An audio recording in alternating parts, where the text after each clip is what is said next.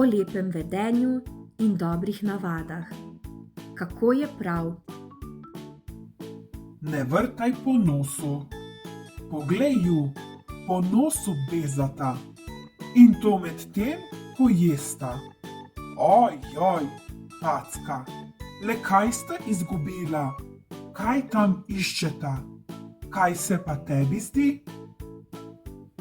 Najprej naloge, potem razvedrilo.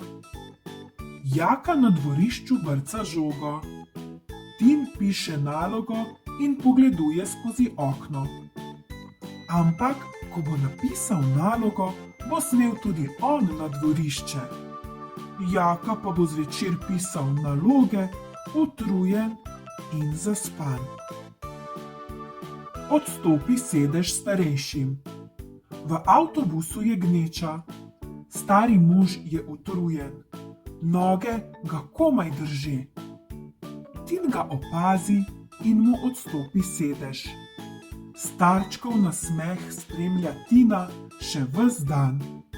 Ve, da je naredil nekaj dobrega.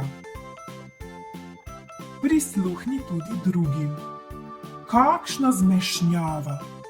Koža je šel v knjižnico, Jaka je jedel brikete, Špela je ugriznila mačko. Kaj, ko bi govoril samo eden, drugi pa bi ga poslušali. Tako bi vsi vse slišali in vsi vse povedali. Jej s priborom. Naša muca je brez žlice, tudi pes ne potrebuje pribora. Naš ptič dobro opravi s kljunom.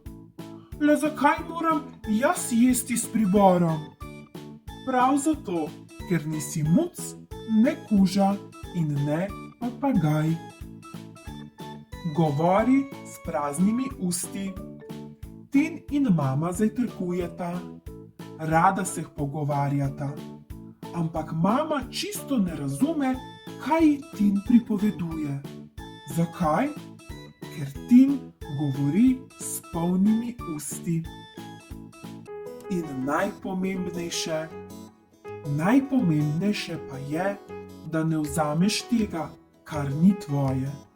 Če te še tako mika, prisluhni svojemu srcu. Ve, kaj je prav in kaj ni.